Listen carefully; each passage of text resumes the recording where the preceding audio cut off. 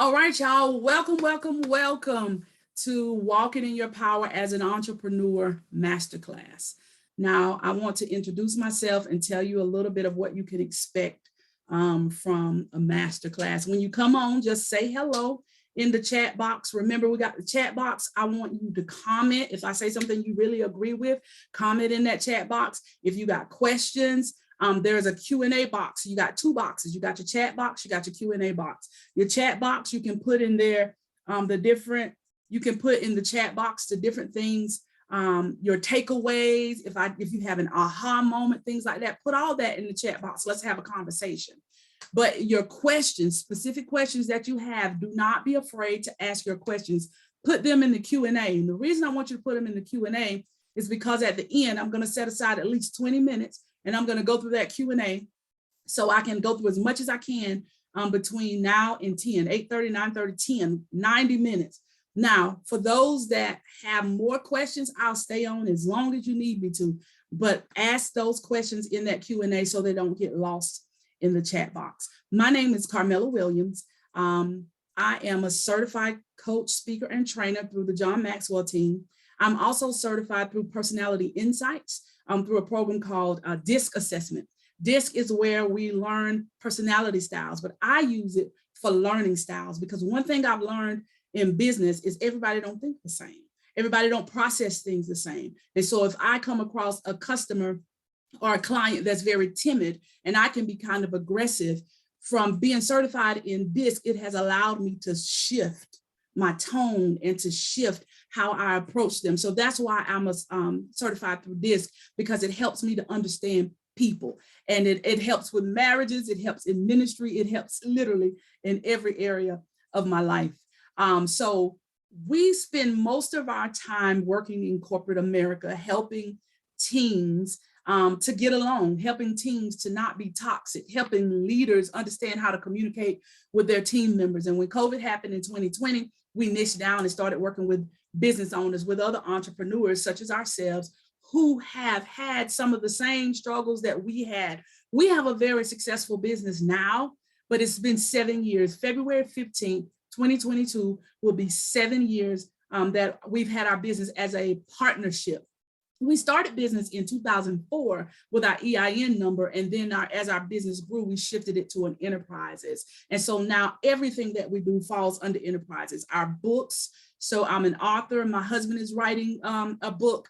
We have music, we have coaching, we have speaking, we have training, we have products that we sell. It all falls under that enterprises, and that enterprises has been established now for 7 years. And so we've learned some lessons. We've had some losses. We've been through quite a few things. So I like to share with other entrepreneurs about our journey, share some things that we had to learn the hard way.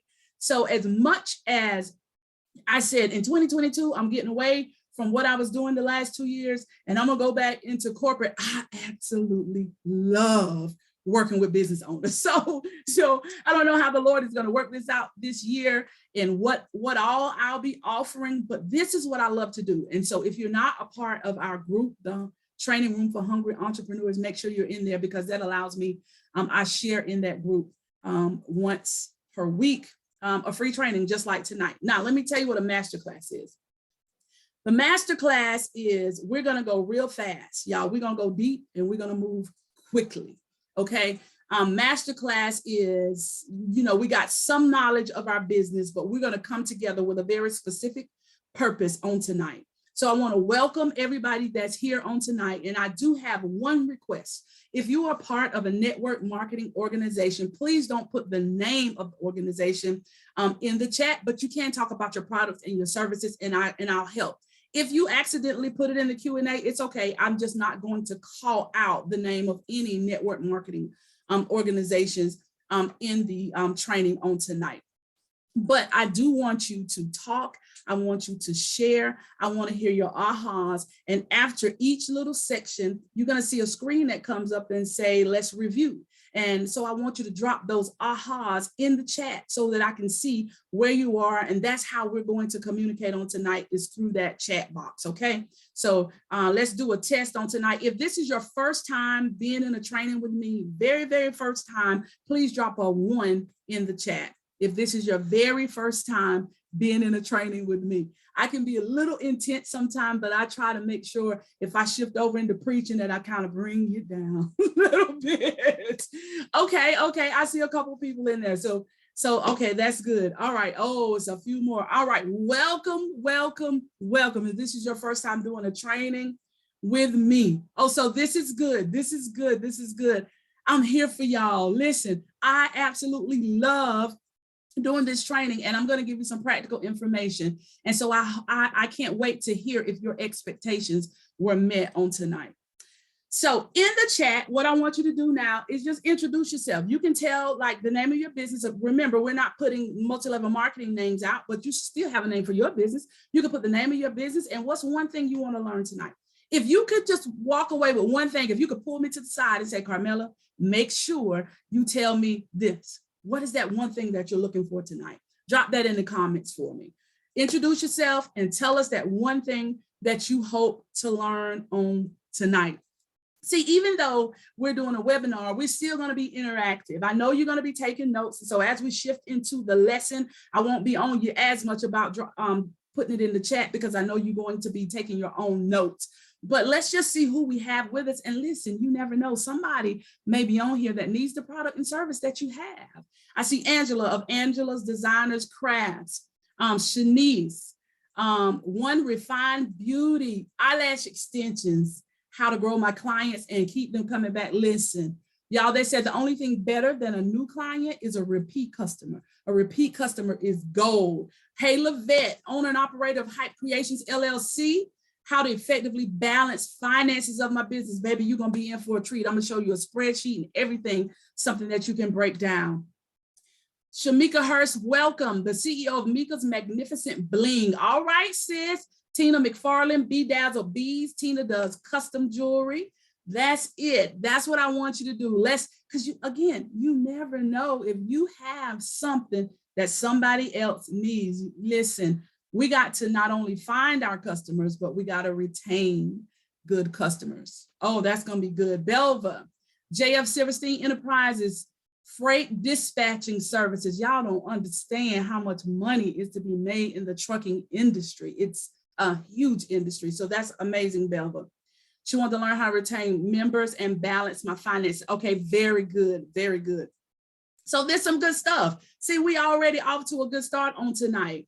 Miss Deloach, Speak Up Deloach, voice actor. Oh, that's amazing. Okay.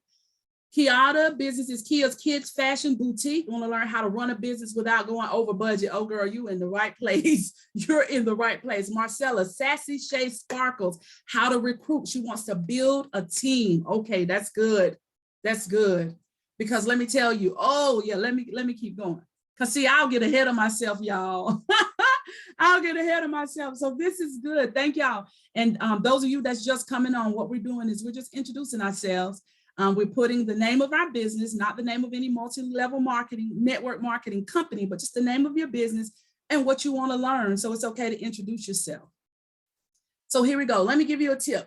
While you're taking notes on tonight, write in phrases, right? Don't try to write in complete sentences. This was something I learned in middle school. I had this amazing teacher who taught us how we created our own shorthand so that you can get the thoughts down, right? Put it in your own words. If you miss something, it's okay. Just leave a gap, drop it in the Q&A. I can go back and try to get it for you, or drop it in the comment section. Ask questions if you don't understand. That Q&A box is for questions. Ask questions for clarity. Also use that Q&A box for specific questions. I want you to be specific tonight. Tonight is your night. I don't know when I'm going to do another masterclass, but let me tell you something. On tonight, I'm answering your questions, right? And I'm answering your questions for free. All right, so who we got? We got Step Manor, Nini's Bling, and Nini's Accessories. Hold on, I'm moving too fast here. Here we go. I'm running off two screens here. All right, we got Mario. Hey, Mario. Marche Enterprises, Freight Dispatching and Consulting. That's pretty awesome. And then Marche has Marche Apparel. Beatrice Mallory, Kingdom Jewels, how to stay self-motivated. That's good. Shannon Burns, Shannon's Jewelry Box. I love it.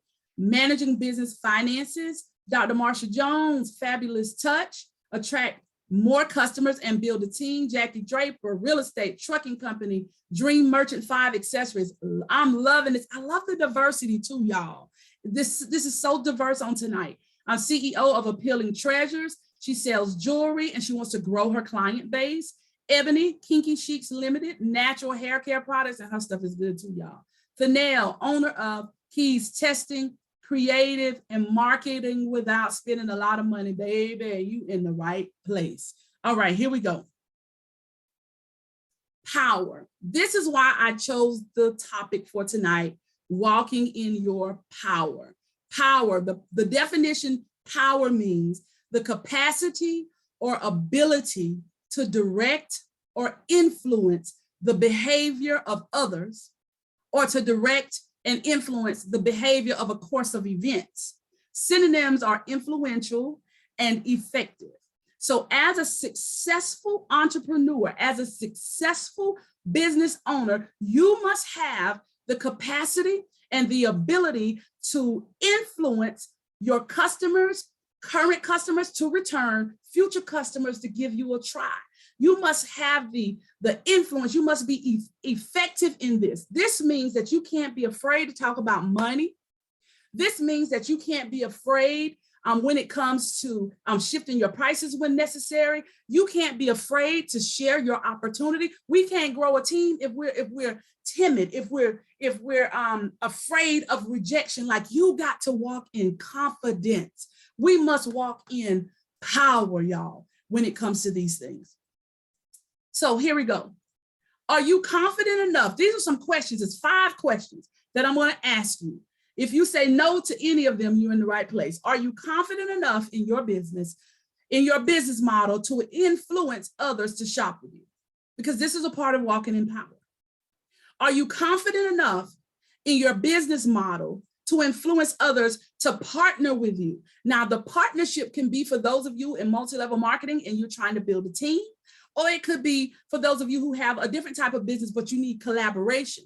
And sometimes as a new entrepreneur, you need collaboration because we pull together their people, their audience and your audience. So now you're sharing your audience with them and they're sharing their audience with you. It should be a win-win collaboration, but you got to be confident to do it. Number 3, are you confident enough in your business model to set a date to hit your revenue goal?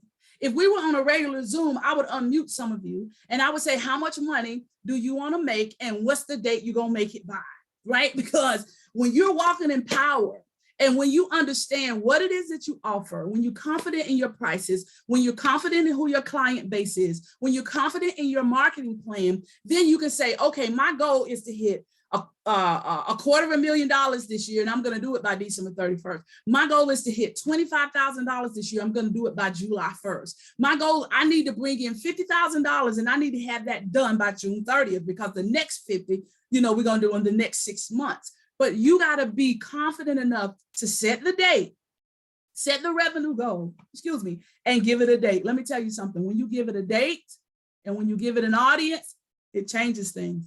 We got to take it from our head and you got to give it a date and you got to give it an audience.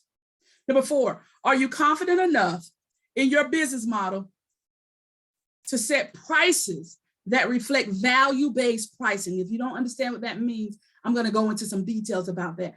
We don't trade dollars for hours. We do value-based pricing.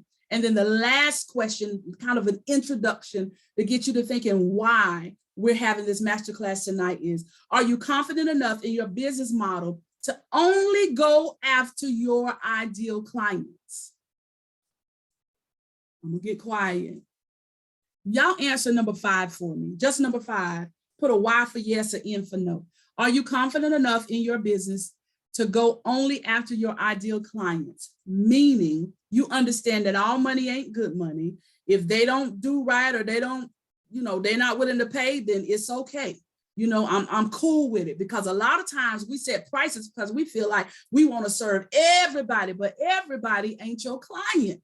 Are you confident enough to only go after your ideal client? And that may mean referring somebody to someone else.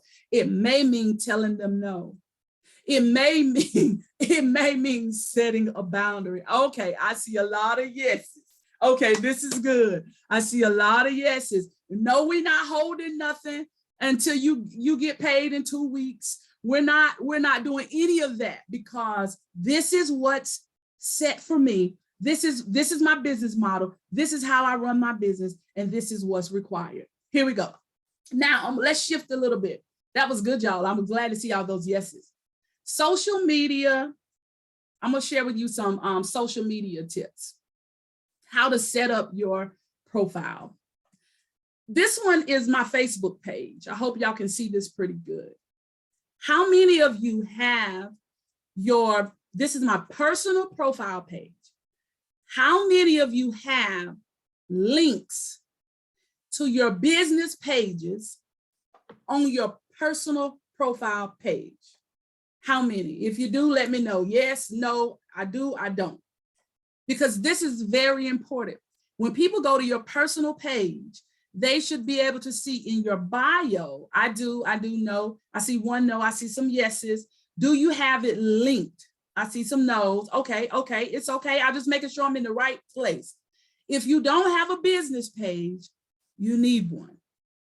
If you don't have a business page, you need one for a few reasons. So let me tell you. Okay, it's not linked. So you got one, but it's not linked. Link it. Now you see two businesses here. You see Next Level Bling Team with Carmela Williams, but you will never see any post on my personal page about that business, because it goes against compliance because of the other things that I do. However, it is within compliance for me to have a link on there to take people over to that page. So if you are an entrepreneur and you got your job resume on here, remove it, right? If you work for Flintstone Vitamin Company, right? These are my vitamins.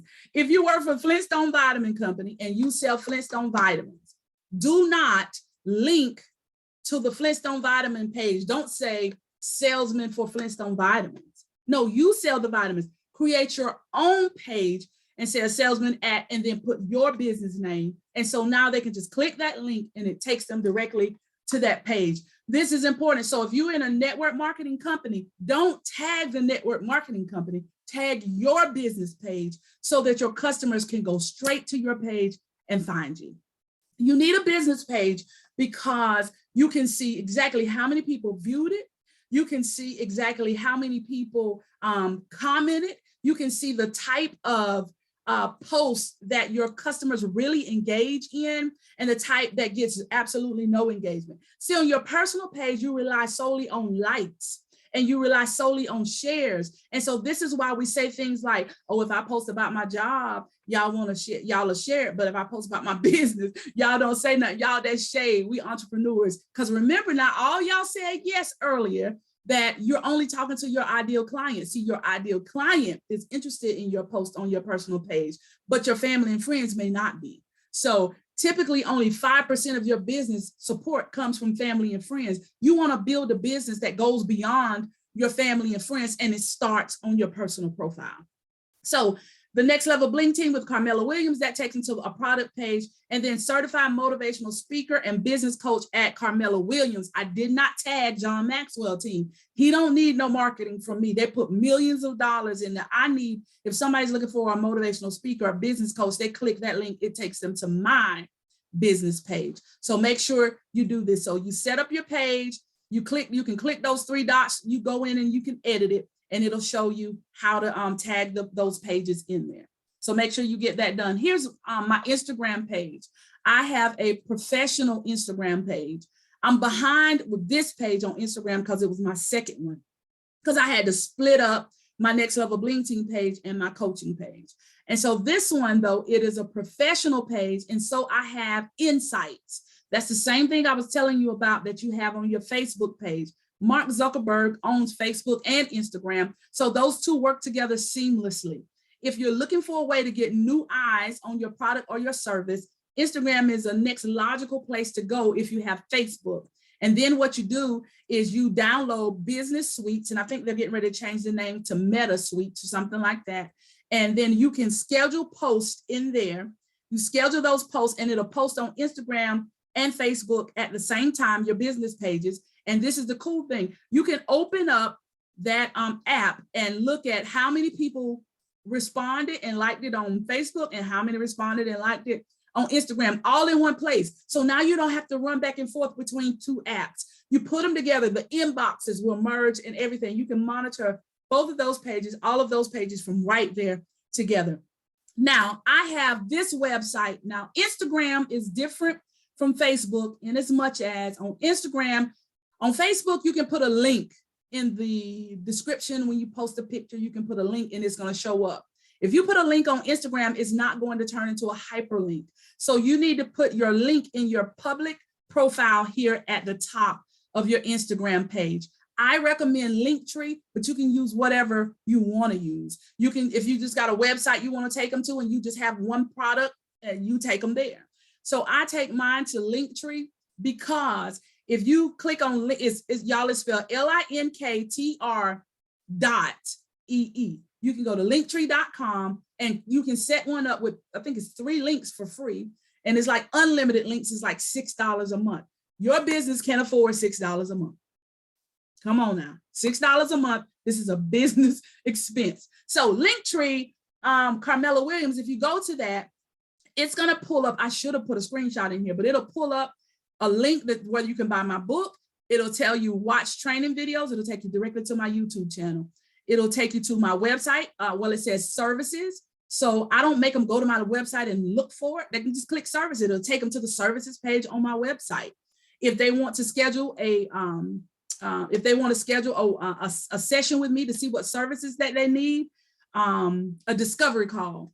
It's a link there that says discovery call. It takes them right to my calendar. They can book it on my calendar. Then it says, let's stay connected. Follow me on Instagram. So that's my Instagram link. Let's stay connected. Facebook. Because see, some people may choose Instagram over Facebook. So when you got a Linktree, when you do vendor events, when you're meeting people, when you can put this on your business card, they can go to Linktree and then they can choose which one they want to follow you on, okay? How many of you have a Linktree? Are y'all interested in this Linktree? How many of you have one? Drop that in the comments for me. And then this one is TikTok. And I use the same Linktree in TikTok. Now I use, okay, I see one. I use TikTok kind of for fun. All right, Linktree. And I can see the people that I've worked with before, y'all got Linktrees. I use TikTok for fun. That's right. But I will tonight. That's right. That's right. Yes. Miss Pat, you need that. Because let me tell you, when you do vending events, you can put all your links on that one Linktree, and that's the only link they need. You can do one that says your replicated website, personal inventory. You know, you can break it down. Facebook, Instagram, you can take them to your group. So I even put one on my Linktree, y'all, that says join my group, Hungry Training Room for Entrepreneurs.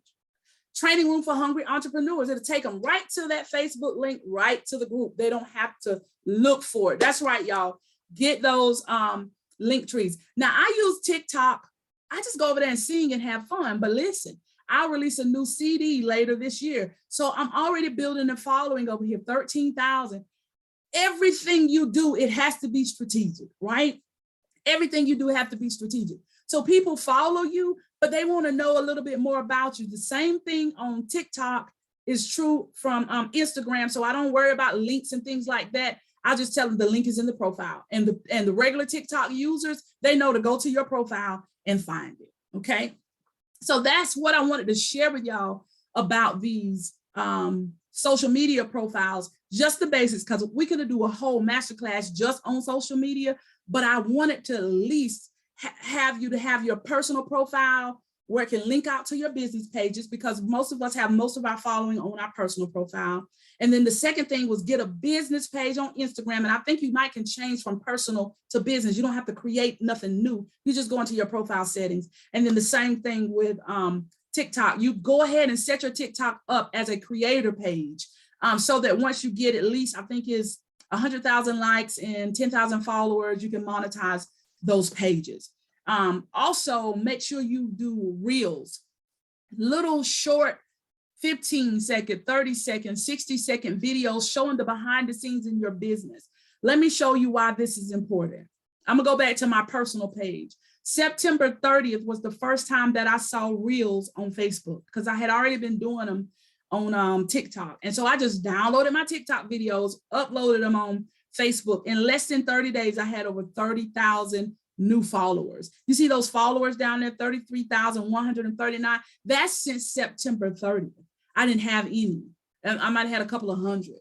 But those people followed me because of videos of me sharing my life, sharing my grandkids. But listen, don't share business you don't want people in. That's the good thing about social media. You get to choose what they see. But guess what? When they follow me, they see the link to my 2 business pages as well. And some of them have even started commenting on just regular posts. And let me say this. Anytime somebody comments something left, I don't even go back and forth with them. I just block them because I don't know them and they don't know me. So I just block them and we keep moving. And so it probably was a lot more than the 33,000, but every time somebody says something negative, I just move them on out the way. And here we go. Now, from the social media part that I've shared with you so far, we're getting ready to talk about the calendar next. Drop in the comments. What are your thoughts? What are your takeaways? You feeling good about the social media part that we've shared so far? I want to hear from y'all real quick. Because social media is free marketing, y'all. It's free advertising. It's a free platform. There are ways that you can get out there and share your product and service. You can share what you've been doing. You can share videos. You can share pictures. You can share before and afters. If you do homes, do before images, do after images, do before 30-second videos before, and do a longer video after you've done a remodel. Use social media, because let me tell you, even if the person on your personal page don't need your product or service, they're watching. On your business page, people are watching. Put them in those reels, share it everywhere, because I get a lot of referrals for coaching from people who have never paid for a coaching service. I get tagged in posts all the time when people say, I need a business coach.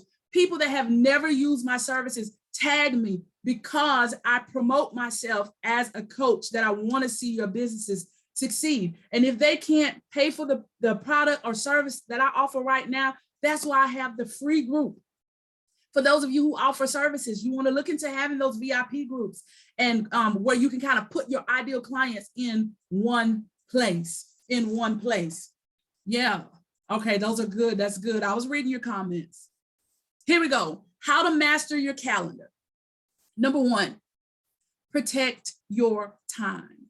If you're working from home and you got a family at home and your kids want to drop off the grandkids and things like that, you got to let them know your work hours, your office hours. You have to protect your time. You have to set the boundary in love, and I promise you, your family will honor that boundary. You have to protect your time. And then the second thing you can do to master your calendar is time block. From this time to this time, I'm working on this.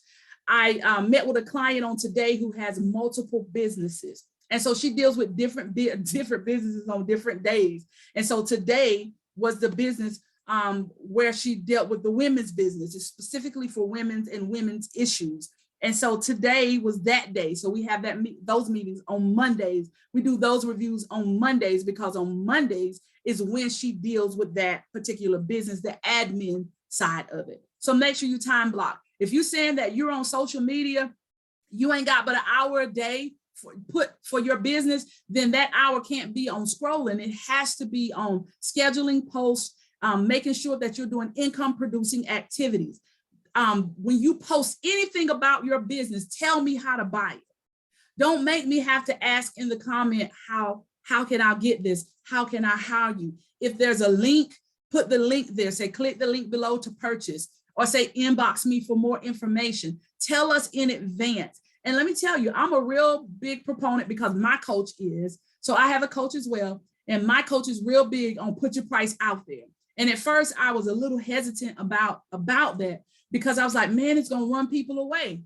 But all of y'all said yes to the answer earlier, that you were okay with only doing business with your ideal clients. So if your service costs $600, put the price out there. And if somebody say, girl, ain't nobody paying $600, guess what you need to say in your spirit? I ain't talking to you.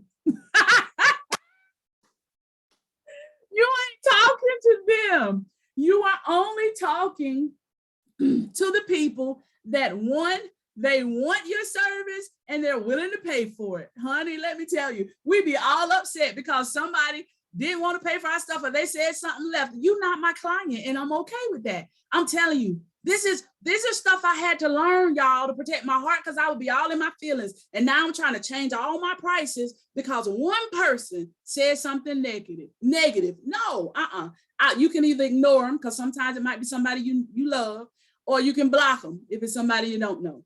Because what you ain't gonna do is come on my post and act crazy. Let me get focused. I ain't fooling with y'all. Categorize is the next thing. Hey, Barbara, categorize. Now, listen, I want you to think categorize. I want you to think quarterly, okay? So if you had a notebook where you categorize what needs to be done, your first category is 90 days. Your second category is 6 months. Your third category is 9 months. Your fourth category is 12 months. And the next category is not right now. That's 5. It's just every 90 days. 90 days.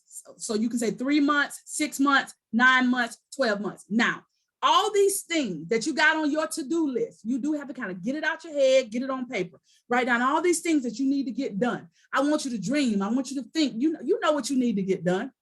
Then I want you to categorize them. Which ones need to be done within the next 90 days? Put them in the 90-day category. Which ones need to be done after that, but within the next 6 months? Put them on there. Which ones can be done later in the year, third quarter? Put it on the calendar. Which ones I just want to have done within the next year? Put that down. And the things that's left that don't fit in any of those categories, do not put it on your calendar. Just leave it, just have your block for the future or whatever. You can, when you get more time, then you can pull those things in. But if it's not important enough to put it in one of these categories, then you need to put it to the side for now. But listen, the things that you need to do within the next 90 days, you need to put them on your calendar. Categorize them first, then put it on your calendar. You need to give it a date. That date could be either the date you're going to start it, or that date could be the deadline by when you need it completed.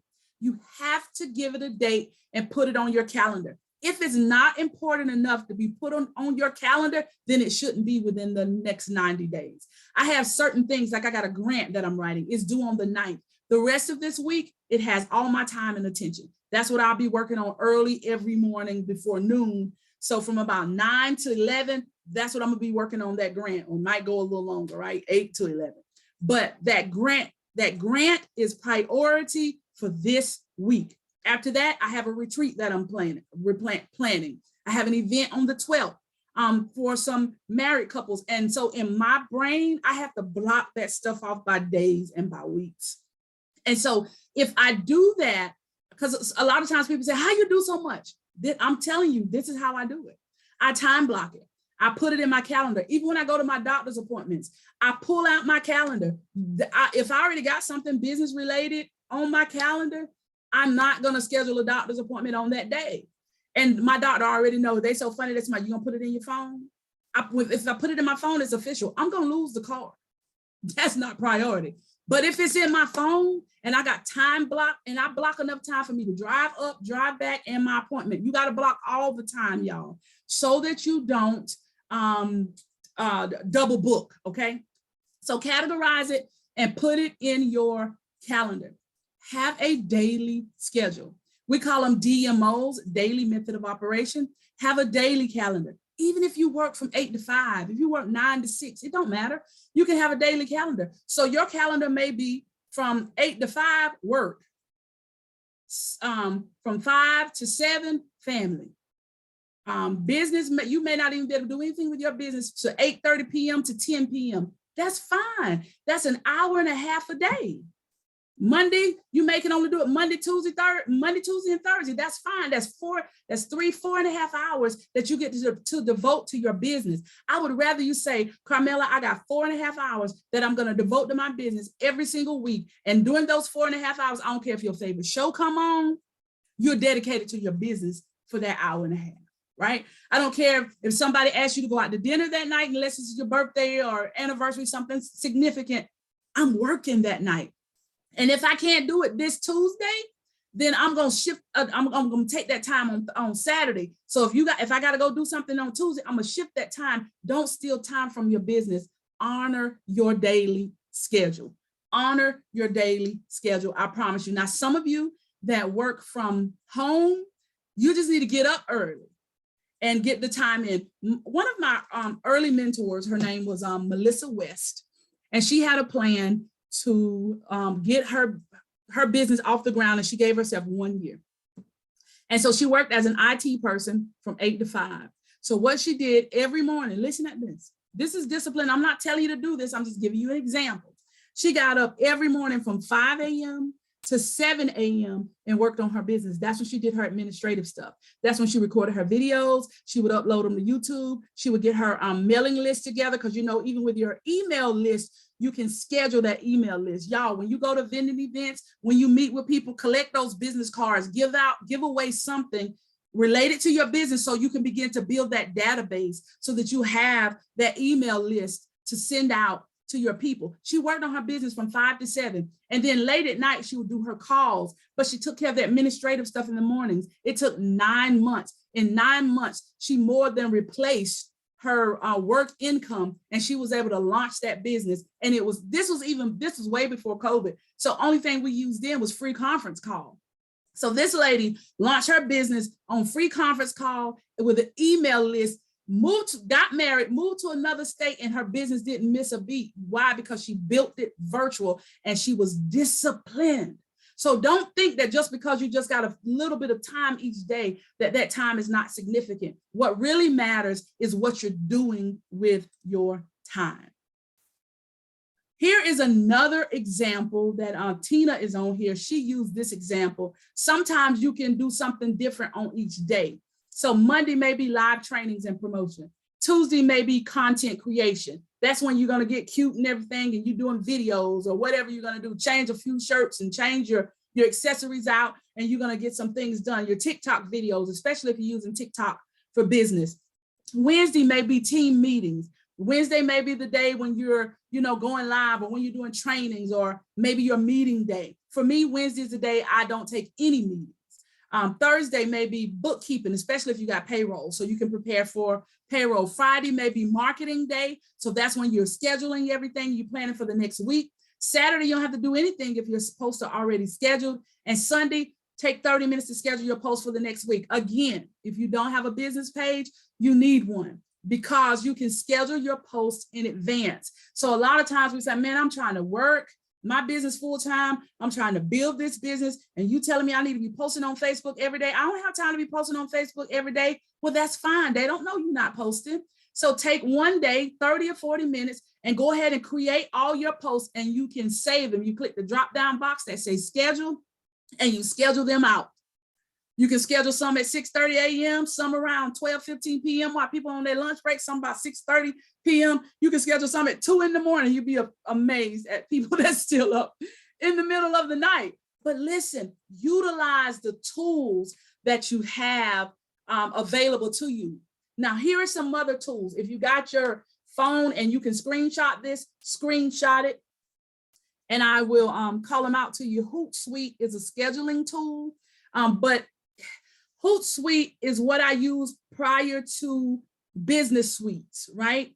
So you can't schedule posts on your personal page. So if you want something to post on your personal page and schedule it in advance, then you need a scheduler like Hootsuite. Hootsuite is not the only one. That's just the one I've used and I'm familiar with. And they do have a free plan. I think the free plan you can post in 3 places for free. StreamYard. If you've ever seen my trainings, where when people comment, the comments pop up to I can pull their comments up to the top of the page. When I'm using it for ministry, we have a banner that's around us. Oh, even on my coaching, I have a banner, it has my link tree to the top.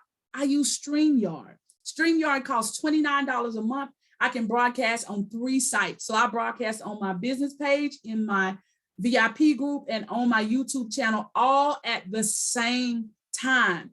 Prior to StreamYard, I was having to go live, then download it, and then upload it to YouTube, and then upload it to my group. Now, once I stop it, it automatically uploads to all 3 places. Let me say this to you, and this is just off the top of my head. If you have a lot of content on Facebook and you want to start building a YouTube channel, open up your Facebook videos on your laptop or your computer, open it up and hit play. While the video is playing, hit those 3 dots in the right corner and click download. Did you know you can download your previous videos that you have on Facebook? And then you can upload them to YouTube or to other places, or you can begin to archive them. Especially if you want, like if you got a website and you want to put content on there, most websites allow you to just integrate your YouTube channel. If you have an email list that you're considering building, I use MailChimp. I don't know if I got that. I don't have that on here. MailChimp. It's like $9.99 a month for if you have less than 500 followers or something, 500 subscribers. It's $10 a month for MailChimp, and you can just drop your YouTube link in there for whatever that video is, and you can send out the video to the people on your email list. It's just so many little things you can do. I use Google Calendar. You can use whatever calendar you want to, and I'm old school. I use a paper calendar too. I use a paper calendar while I'm sitting in the office, but I use my Google Calendar because I may leave that folder, but I ain't never leaving my phone.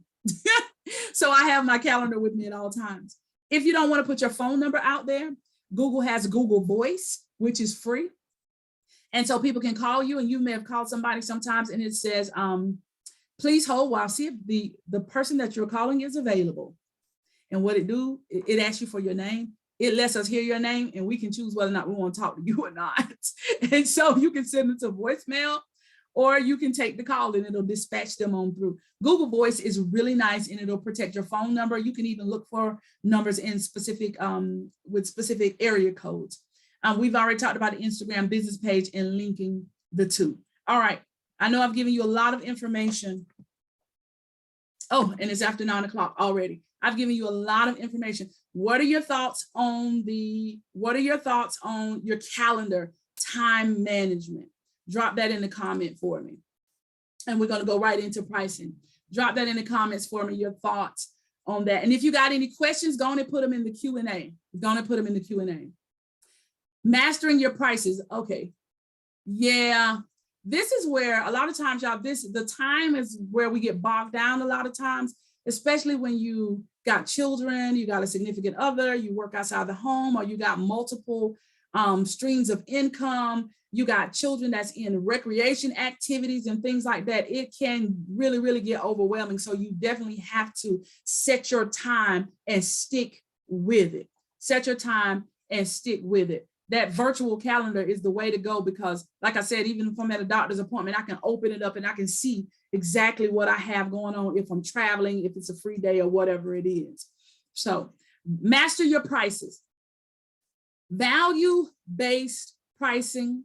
We're going to talk about value-based pricing, common pricing mistakes, and how to include everything. You do have to discipline yourself, Cindy, to look at the calendar, because look, I used to keep multiple calendars, y'all, and I made some bad mistakes with that.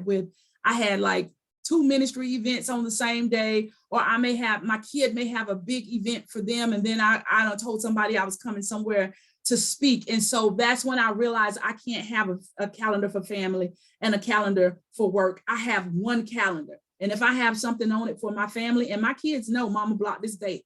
My kids already know this is what we got going on. So I add it to my calendar. Then I don't take work on those days or in those times that I have set aside for my family. Another thing we do, y'all, is we mark off one weekend per month where we take no engagements, where only thing we do that weekend is we're going to go to church on Sunday morning, but that's it.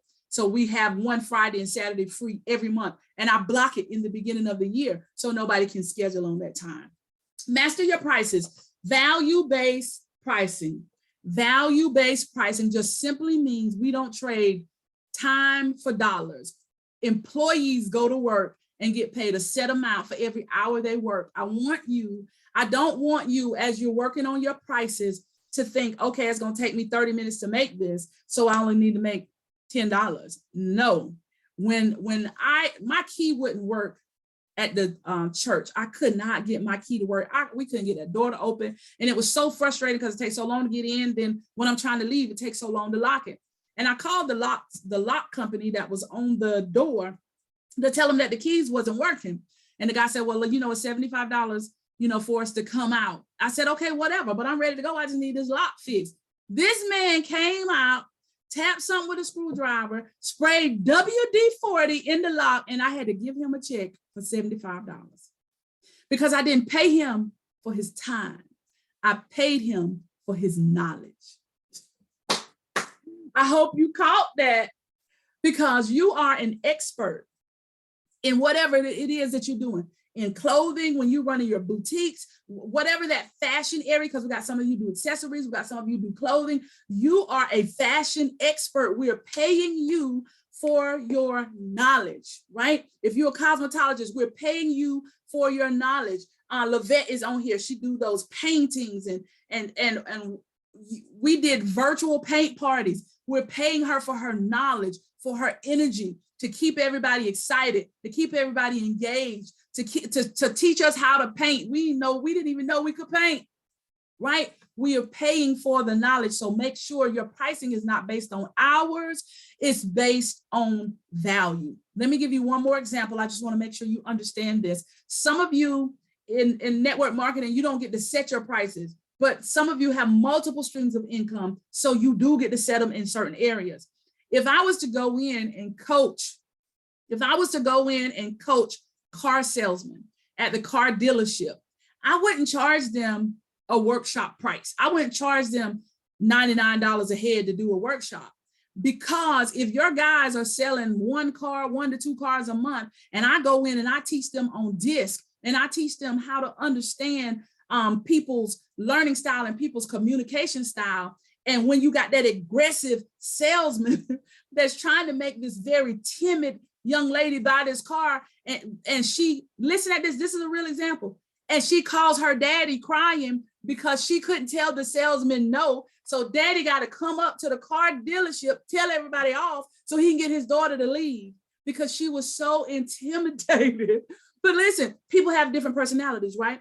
But if I go in and I work with these car salesmen, and we do scenarios, and they learn how to shift to the need of the customer, and you go from selling 1 to 2 cars a month to 5 to 10 cars a month, you mean to tell me that's only worth $99? What y'all think? Drop it in the comments. Is that only worth $99?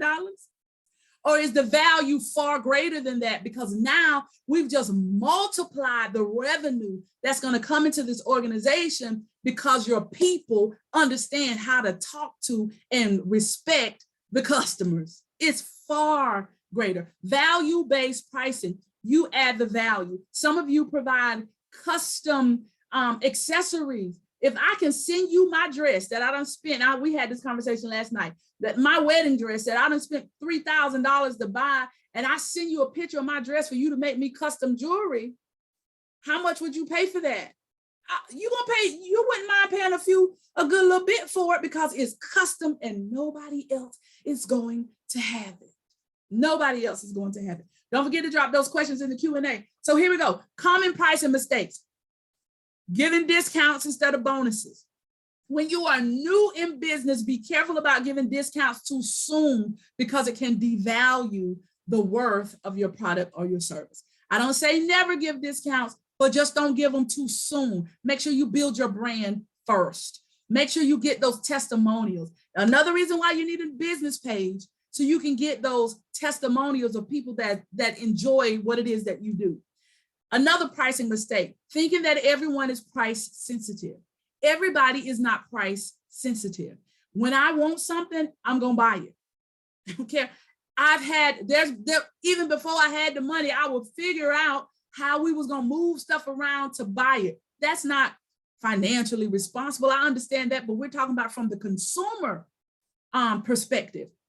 I know people, they ain't got no car. They may not even have a house. but they got the best hair in their head and their nails is always right, right? Because we pay for what we value. Everybody is not worried about the price. We're worried about the price. Stop it. Understand the value that you bring, set that price, and be okay with whoever that client is that want the service that you provide and they're willing to pay for it, because your customer will pay your price. Another mistake is constantly changing the prices. If you're going to change them, don't change them 3 times this year. You're like, okay, I'm going to change them the second quarter. I'm going to change them the third quarter. And then January next year, we're going to take the jump. Baby, just rip the Band-Aid off. Go on and change the price. And then the people will adjust. Here's another example of those of you who are making products and setting your prices. Maybe it costs you $10 to make it, and you're going to pay yourself $5. So we already up to $15. You got to pay taxes, the 15%, because as an entrepreneur, you're responsible for both sides of the FICA, the Medicare. Operations, you're going to leave 25% in operations. So your retail price got to be at least $19. So if it costs you $10 to make, you can't sell it for $12. Because if you sell it for $12, if I sell this ink pen, if it takes me $10 to make this ink pen and I sell it for $12, what that means is every time you sell it, you buy one, right? So I'm gonna sell this ink pen, and then I'm gonna take 10 of those $12 to buy another ink pen, otherwise I don't have a business. But that only leaves me $2 to split between taxes, payroll, and operations account. And the reason I'm saying operations account is because I want you to start thinking about the money that you want to keep in your operations account so that your business is not operating from paycheck to paycheck, so to speak. You got to jump from client to client, because what happens then is that's when we start giving these deep discounts and things like that. And we begin to devalue our product because we need the money. And so the reason we need the money is because we're not charging enough. Listen at this. If you needed to make, if I'm charging $12 for this and I need to make $2,000 a month, I'm just gonna pull out my calendar, my calculator, 2,000 times 12, I gotta sell 166 of these ink pens every single month. But if I double the price, I only have to sell half of that, right? I only have to sell half of that. Now I only gotta sell 83. And then I can sell it. Let me give you another tip. I only got to sell 83, but I can sell some of them on my live. I can sell some of them through my referral program. I can sell some of them on my website. I can sell some of them before just having them in my car with my sign on my car, because everybody know I'm the ink pen lady. You see what I'm saying? So you have to make sure. You have to make sure that you are including everything in your prices. Here's another example. If you have a workshop. Y'all got any questions on what I'm talking about now, the pricing? If so, drop them in the comments. Drop them in the comments. We don't have too many comments, so I can answer them as we go. If you have a workshop, you got to make sure you have material costs, the workbooks, the binders, the copies, the hole puncher, everything you need. How much money you want to make. The IRS want their money. You got to put it all in there. How much you're going to keep in your account?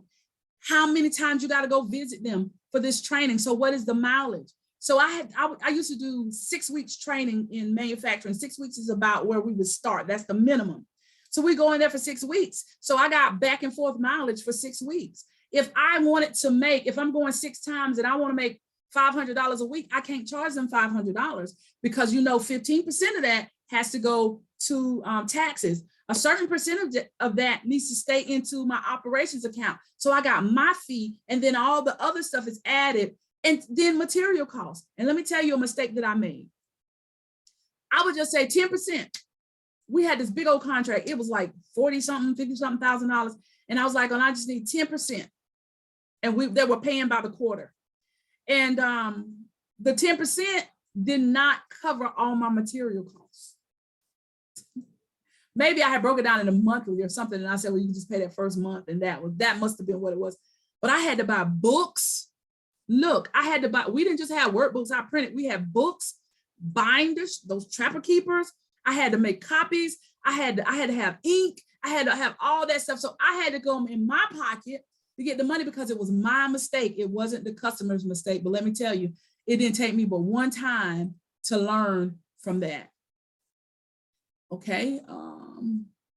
What if your friends aren't engaging on your business page they rather engage on your personal page? So that's a good question. So with that one, if they rather engage on your personal page, you have to train them and help them transition over. Now on that business page, it takes time to build up that business page. So if you've been running your business from your personal page, maybe you can do the set of the day, the thought of the day, because your posts should be educational. They can't just be sales posts. So you should have educational posts as well, get to know me posts, and maybe you can begin to put that kind of stuff over on your business page and then share it to your personal page and start having the people engage that way until they get used to the new thing that you're doing.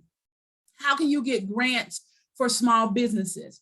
One of the things that have to happen with your small business is you have to have some fundamental things in place. Now, before I answer that question, there's a poll that should have popped up on your page, and it's got 6 questions. Answer those questions real quick. Answer those questions real quick, and that's going to help me answer this question.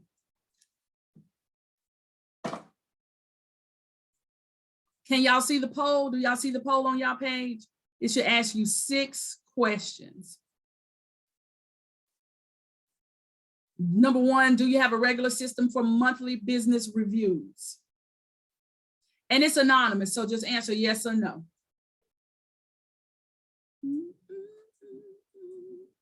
This is going to help. So when you want to get grants, these foundational things you need to have in place. You need to have a way for your revenue. You need to have a way, regular income generating activities. You need to have your social media sites up, but you also need to have a website up. A lot of grants do require that. You need to have your business registered with the state. And I would even go as far as a lot of them will take the EINs, but I think you need to be an LLC.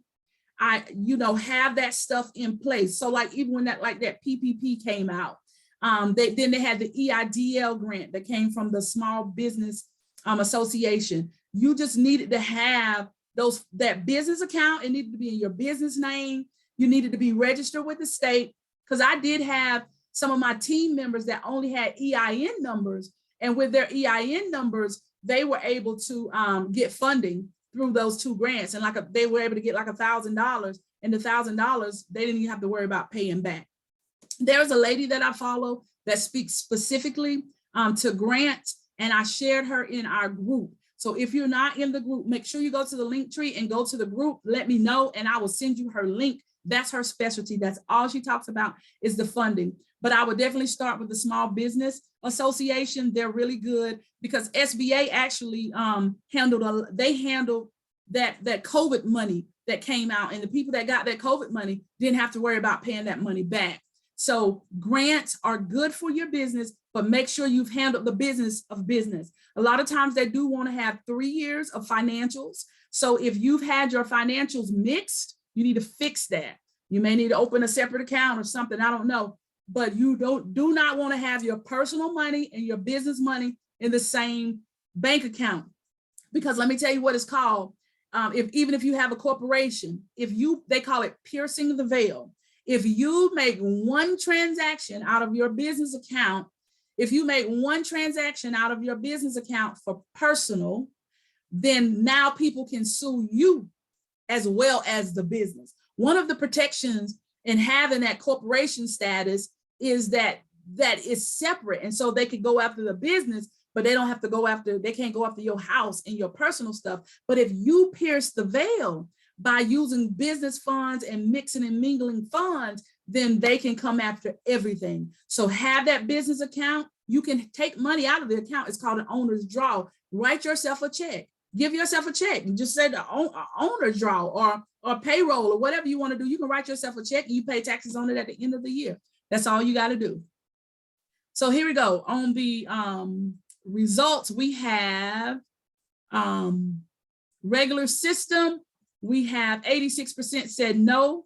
Do you have an itemized list of revenue generating activities? 73% said no. Social media sites, 27% has 3 or more. 23% is only on 1, which is fine. because I think that you should be on one social media site, build it, and then you can grow from there. I'd rather you do that than to be all over the place and sporadic everywhere. Is your business registered with the state? 64% said yes, so that's good. EIN number, yes, Cindy. At least you got an EIN number. You're not working right under your social security number. So I started with an EIN number, and you don't want to move.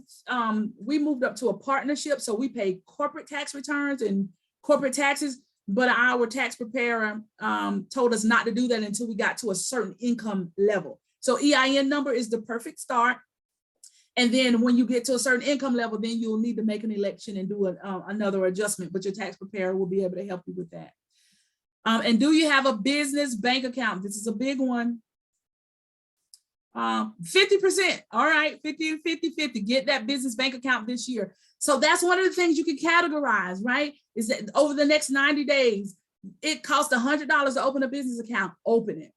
And then what is your 2021 gross receipts? Most of us is $10,000 or less. That's on the video tonight, which is fine. So what I want you to do, I'm going to show you a spreadsheet in a minute.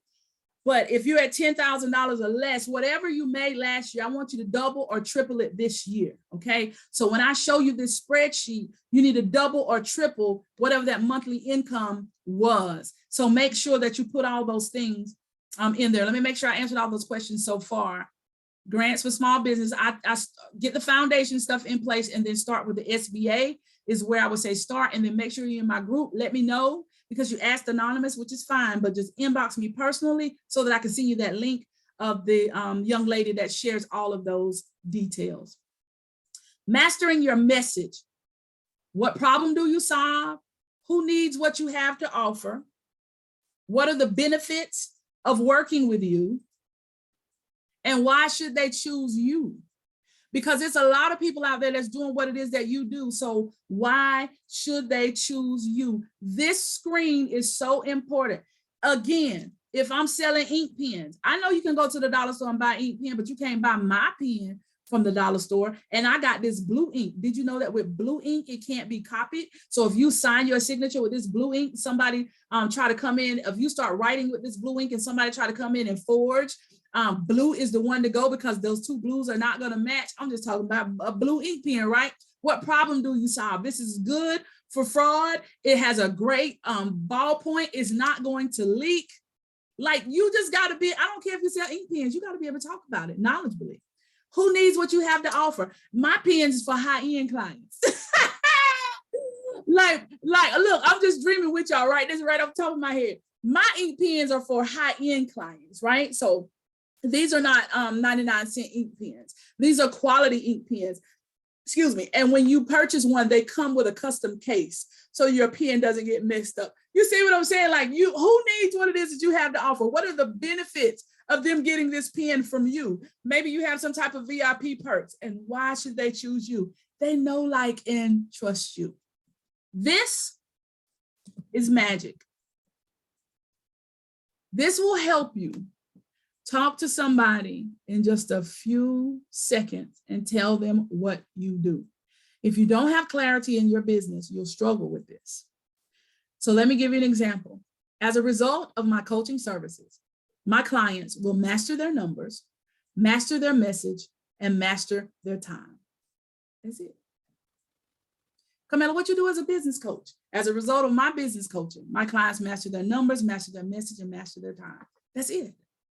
And so when somebody say, tell me what you do, drop it in the comments. You're able to say, as a result of my such, because now I know you're a coach, and then now you're speaking to the results that I'm going to get.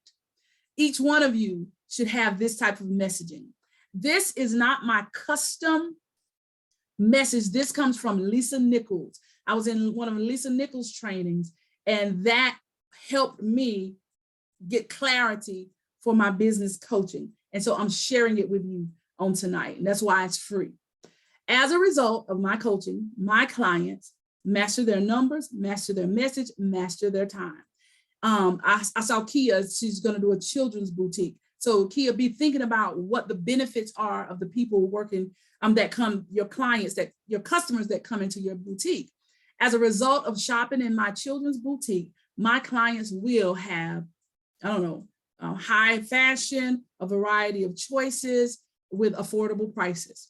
If you're gonna, however you want to do it. But no matter what it is that you offer, you have to be able to say it with clarity, clear and succinct, okay? Because if you start rambling about everything you do, people don't know what to do. They leave confused. They say, well, let me think about it. You know what let me think about it means sometimes? They don't really know what to do. So you make sure that you have your 3 things. So somebody drop in the comments if you got yours. What are the 3 results that your clients get? Just drop those 3 things in. Like I would drop in the comments right now, match the numbers, message, and time. What are your 3 things that your customers are going to walk away with as a result of your whatever? As a result of my whatever my clients get, what are those 3 things they're going to walk away with? They're going to get affordable fashion. They're going to get excellent customer service. What are they going to get? You have to tell us. Somebody says unique pieces. Okay. You got to be able to talk about it. And let me tell you something else I had to do while y'all dropping those in the comments. Go ahead and think about it. Drop them in the comments. I had a sticky note and I used to have to put it right here beside my laptop because in the beginning I couldn't flow through the 3 words because I kept forgetting and I kept wanting to explain it. They're gonna master their numbers, and this ain't just your prices, but it's also your numbers and understanding how to know how to do things monthly. It was too much, so I was confusing people. So you got to be clear. You got to be clear. Awesome experience, superb customer service, lifelong artifact. Oh, that's good. Build confidence, self-esteem, and feel good about themselves. Have a meaningful keepsake. Okay. Unique, custom built home decor. That's clear. Affordable fashion, great customer service, and a confidence boost. Very good. Very good. So you want people to know what they're going to walk away with when they come over to your place. What are they going to walk away with? How is the atmosphere? Y'all bougie? Listen, I sent somebody to one of my friend's stores. This was hilarious. And I said, I want y'all to go over there because they wanted something particular. I said, go over there. They just opened. She's open now. Go over there. They came back with something from another store. I said, what happened? I was in the nail shop. So I sent the 2 nail girls over there. They said, we peeped in the door. That place looked bougie. I said, what? That place looked bougie. So when I told her who owned it, she told me, what? I know them. I said, see, you made this. They made an entire judgment based on how nice the boutique was set up. It's the craziest thing I ever heard. So let me tell you something. Sometimes people don't shop with you. It don't have anything to do with you, your customer service or anything. They have this idea of who you are and what you have to offer before they even walk in the door. That's why another reason you can use social media to show them, this is me and I'm going to take care of you. My clients will get affordable jewelry. They will feel amazing and leave with laughter. Fashion accessories, affordable, fashion on a budget, one-on-one service, one-of-a-kind items, design with your own color and style. Perfect. You got to make sure, put those things on a sticky note. Now, y'all drop them in the comments. Make sure that y'all screenshot it or wrote it down so that you can continue to say it until it gets in your spirit and you remember. Here's the last thing I'm going to tell you about mastering your message. Mastering your message, storytelling is important. This says storytelling, experience, content, and sharing. Listen at this quote. Information tells, stories sell. I heard this years ago, and it is true. Information tells. Information meaning this is a great ink pen, and if you screw this end off, it has a nice spring in it and blah, blah, blah, blah, blah. No, tell me a story about somebody that used your pen, how it came through, or how good the case is or something. Tell a story. Just like I told y'all that story about those 2 girls that said, no, we're not going over there because it looked bougie. She didn't see the people. She didn't know the people that owned, she knew the people that owned the place, but because of the way it looked. So your stories sell, information tells. Think of a story. When I try to get, several of you were talking about you want to build a team. When I try to add people to my team, I don't talk about the information. I talk about what the business has done for me, right? I talk about how when we was riding around on a ball tire, my husband called it may pop. They may pop at any time. We drove that our vehicle to a vending event on what he called Maypop tires. And when we made enough money to buy the tire, he left the event with the money and went and got the tire fixed while I finished up the event so that we could get home. So having that additional income was able to provide a direct need for us. So if you're just need a little extra income, this business may be right for you. Let me tell you another thing about getting people in when you're trying to when you're trying to build a team. Don't be so aggressive. Everybody is not aggressive just because you're aggressive. What you need to do is, that's a direct turn off. My sister taught me that lesson because I'm the oldest. And so a lot of times I would say, what you need to do is, she said, but what you ain't gonna do is tell me what I need to do. I was like, oh man. But because I said what you need to do, she shut down everything else. She wasn't trying to hear, even if what I was gonna say was right. Maybe change your verbiage to have you consider. Especially if you know somebody needs what it is that you have to offer, but they don't see the value in it yet. We back to value. It ain't just value-based pricing. They have to see the value in your product or your service. How is it going to enhance their quality of life? Do you know why my mom joined into a business with me? Because at tax time, the first time in her entire life, she had to pay taxes. Now, we have been trying to get her to take a look at this business opportunity. She was selling for us and all kind of stuff. But when she had to pay them taxes, and I say, now you do know that if you were a small business owner, that you would be able to write off your business and you probably would not have had to pay them taxes.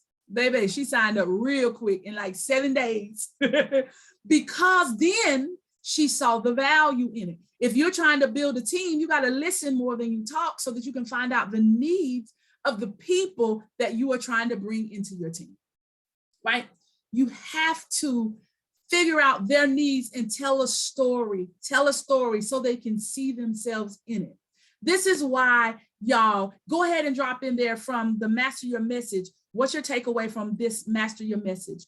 This is why when you're trying to get somebody to join your team or get in your business, you don't talk about the CEO that's making 6 figures and that's driving luxury cars and living in a mansion, while you're trying to get somebody to join you in business that's going to be making minimum wages or starting from the ground up. They can't relate to that. You got to tell them the stories. If you're talking to a mom that's homeschooling kids, you got to talk to that mama about how that opportunity can help her with extracurricular activity fees, how it can pay lunch money, right? You got to be relevant. Again, you got to listen more than you talk. Getting to know people. Let me tell you, when people send me a friend request, and if within the first 7 to 10 days, they offer me something, try to sell me something, I do not reply. I block them. Because that lets me know the only reason they wanted to connect with me is because they needed me to buy something. But if they was to talk to me and comment on some of my posts and we do some things for a little while, and after 30 days or so, after we've engaged and then they offer me something, I'm more likely to at least just say, no, thank you. Because I've done that. I say, no, thank you. And I say, no, thank you in this season of my life because my hands full. I can't do anything else. No, it's no, thank you. But if we've never had a conversation and you trying to sell me something, it's no response. It's you blocked. Why am I sharing that with you? Because I'm in that same industry where I was told you're just supposed to cold call and reach out to people. Don't do that. Don't believe that, because if you would block them, they're gonna block you as the consumer. Get people to know, like, and trust you. I'll give you this one more example. We almost done, y'all. One more example. Don't forget to put your questions in too. I have a client who had just got his biggest contract ever. Somebody asked him to do something that is not even in his main wheelhouse. So he had to rent equipment. He had to hire a specific team for it. And then it was going to take him 2 weeks to get it done. It was almost $20,000 because that included the money he was going to leave in his business, the money for the rental equipment, the money for the crew that he was going to have to hire, payroll for the crew, and payroll for him. And he went to the people and he told them, he said, this is my price because this is not what I do all the time. I do have to rent equipment. And he said, my clients told them, he said, if you find somebody in this industry, I'm sure this price will be significantly less. You know what they told him? We don't want them. we like you and we trust you out here on our property. And he left there with a check for $5,000 for the deposit. And I think this is the last week and they're finishing up their project. Listen, people do business with you because they know, like, and trust you. And guess what? This is an example of a client that wasn't price sensitive. They knew it was going to be a business write-off. They needed the work done and they were willing to pay him because they trusted him to do the work. Conversation have to be intentional and relatable. Learn how to talk to future team members. That's right. Make it relatable. Bring it home for them. That's right. Listen to the person and share your story. Share my why and what my business has done for me. That's exactly right. Get people to talk. Because I'll tell people, listen, I just need you for a 13-minute conversation. Y'all have heard this before. The only reason I say 13 minutes is because it's an odd number. So they'll be like, wait, 13 minutes. Now, that conversation may go 20 minutes. But if it goes 20 minutes, it's because they're talking, not me. And I'm there for it. Because if they get to talking and they get to dreaming and they can see themselves in this business, it's a wrap. It's a wrap. And you do have homework to do. You got to keep a list. I have a list here of about 80 people that I've reached out to the month of January, and exactly what every one of their responses was. I have them circled, the ones that said, I'm going to do this. So I'm believing they're going to do it in the first quarter. And so I'll reach out to them at least once a month to check in on them. And sometimes I check in on them and say, hey, I'm praying for your family today. I ain't saying nothing about the business. We're just having meaningful conversation, but they on my list. So they're going to get at least one business message every 30 days. You got to be strategic, but don't be spammy. All right, here we go. I also promised y'all that we were going to talk about how to set your finances, okay? Your revenue. So we talked about how to set your prices, but what is your annual goal? What is your annual goal? Oh, I'm glad you jumped on. What's your annual goal? How much money you want to make in your business this year? Stop accepting leftovers. And I'm whispering because I don't want you to think that I'm being funny or I'm being mean. I'm very concerned because I've done it. Well, we just kind of accept whatever comes. Be very intentional. And if you are a believer, this gives your faith a target. How much money do you want to make this year in business? Your gross revenue receipts, right? And if you have more than one business, I want you to think of all of them, all of it together. How much money do you want to make this year? And then divide it by 4. And that's going to tell you how much you need to make each quarter. Then take that annual number, divide it by 12. That's going to tell you what you need to make each month to be on track. Then go back to that number again, divide it by 52. And that tells you what you need to make each week. Now, some of you send out invoices and things, so that money's not going to come in each week. You're going to have, you're going to go through bad debt and all kind of stuff. That's just a part of business. But this is right now, I want you to be realistically dreaming. So like if you made $10,000 or less last year, it's okay to ask for $30,000 this year because you want to triple it, right? It may go farther than that.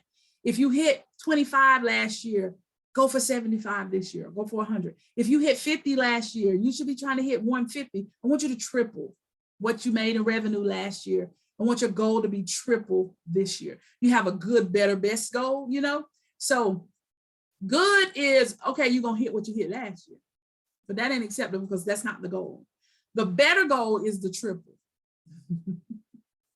And then the next one is them 6 figures. If you haven't hit 6 figures, I want you to hit 6 figures in 2022. And when you hit 6 figures, you're going to realize that you really need to hit 200,000 because you got taxes and all kind of other stuff. But first, I want you to taste that. I want you to triple it. So if you did 10,000 last year, if you did 5,000 last year, you'll go 15 this year, right? So we're not going to compare apples to oranges. You know your revenue goal, you triple it. That's it, right? And then you've got to do the work. What will you sell?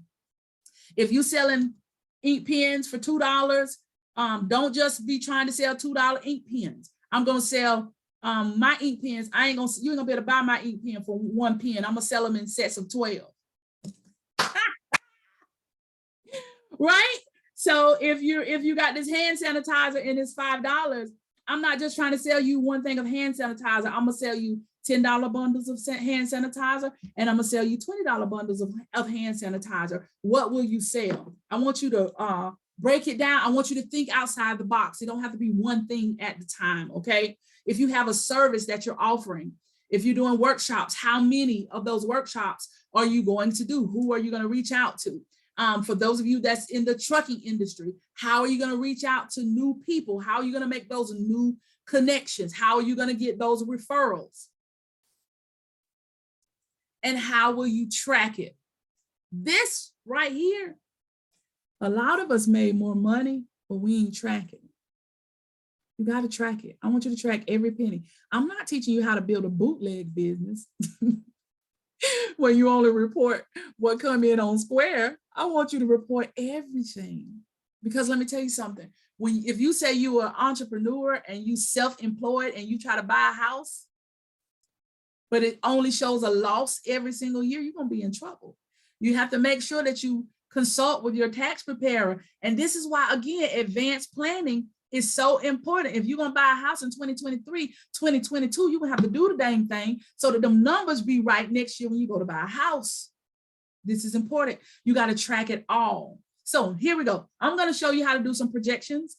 I just shared this with a group last week that was in a paid program. I'm going to share it with you all tonight. So here we go. This is a very simple spreadsheet for 30 days, okay? Now, I want you to think what you need to make. So this one is $2,000.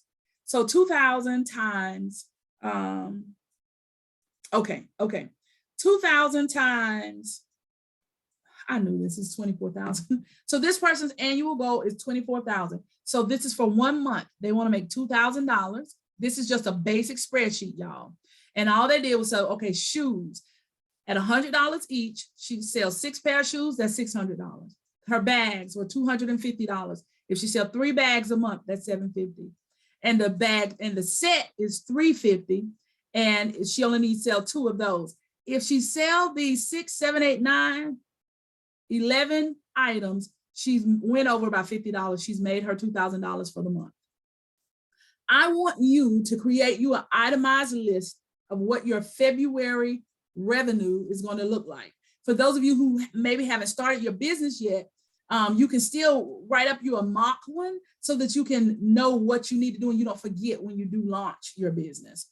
Let me give you another example here. This one, this particular person is the same goal, 24,000. This particular person is selling $5 product. So this is just a variety of items, 170 items at $5 each is $850. But they didn't just stop with that. They said, okay, then I got some $10 sets. I got $20 sets. I got $25 sets. And so they didn't just, like I was talking about the ink pen, they were not just trying to sell it one thing at a time. They were trying to upsell and bundle it. And so when you do it that way, you don't have to sell as many, and then you're able to hit your goal. So no matter what your price point is, break these numbers down to give yourself a target. So don't say that I'm gonna sell 30 sets and you never show the sets. You got to do the work and put the sets together so the people can see it. Let me tell you, I used to go in the store all the time, and the ladies, they know me, and they know I don't like to shop. So they would when I walk in, they say hello and they say, what are you shopping for? So I would tell them if it's a corporate event, I got to do a training, something for church or whatever, and they would go and pull stuff for me. And sometimes I would look at the mannequin, I say, I want that mannequin, everything she got on, her jewelry and everything, because I didn't know how to put it together. I can put it together now, but back then I did not know how to put it together. And I would leave out them stores broke, but I'd be looking cute because them ladies put it together for me. So you gotta do the work and put it together. Make it easy. This is the best advice my coach ever gave me. Make it easy for people to do business with you. Here's one last example. This is somebody that do like what I do. This is very old. But if I did a workshop, if I got 10 people in at $99, that's that. I one speaking engagement for $500, that's that. 4 consultations at $150 each, that's that. And boom, that's all I have to do that month to hit $2,000. I want you to itemize your items, right? So if you got You got products, you got skincare, you got housewares. I don't know. And maybe you speak to, maybe you're an author, put everything on a line. Put everything on a line that you're going to do for that month. And let me tell you another secret. You don't have to do everything in 1 month. So maybe you're getting ready to roll something else out. Like I said, I'm getting ready to release a CD. I'm not doing that in the first quarter. I got all this other stuff that I got going on, but I'll be working on it the first quarter, but it won't get rolled out to the second quarter. And I may roll it out in conjunction with my next book. So all of that stuff have to be planned in advance to make it easy for people to do business with you and for you to also stay relevant. Here we go. Expense statement. We are talking about revenue on tonight, but you also need to keep track of everything that you spend, because at the end of the month, you're going to write down what came in and you're going to subtract what went out so you can see what the profit is. Now, that goal that you set, that's just everything that came in. But to be a good steward in your business, many of you want to know what to do with your finances. This is the piece that we miss, because we be so busy celebrating that we brought in 3,000, 2,000, 1,500, 500, whatever your number is in the business, but we spent 3 times that. So we spent it all. Or I was talking with a client that said they were looking at their Square report, they were sharing their numbers with me, and they said, I have no idea where that money went. You know why? Because they didn't put it in their business account and then just write themselves one check. Instead, they were using the money as it came in for the house. And so at the end of the month, when they did their numbers, they had used it all. They did need it, but still it should have went into the account. So at least she could have tracked it and knew where the money went. So don't forget, you got all these expenses every time you make a delivery, every time you buy products. If you go on Walmart, the dollar store, Amazon, it don't matter where it is, you need to reconcile your business account once a month. When you get to a certain level, you can pay somebody to do that. But I still think you should keep your eyes on your numbers as well, because you don't want to get ripped off because we were too lazy to look at our own numbers. Look at your numbers and know what's going on in your finances.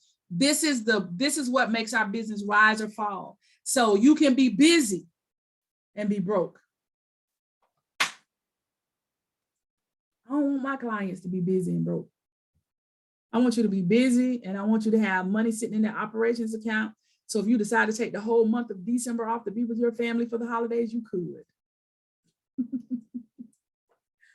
So make sure that you have your income, which is your revenue, and your expenses all in one place. And this is the last thing, you guys. We almost done. It's 10 o'clock. We almost done. I told you I was going to show you how we review. And we do what's called a monthly A.C.T. Okay, I think I've answered all of these.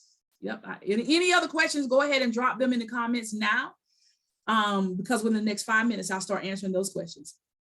So here we go. The A stands for every month.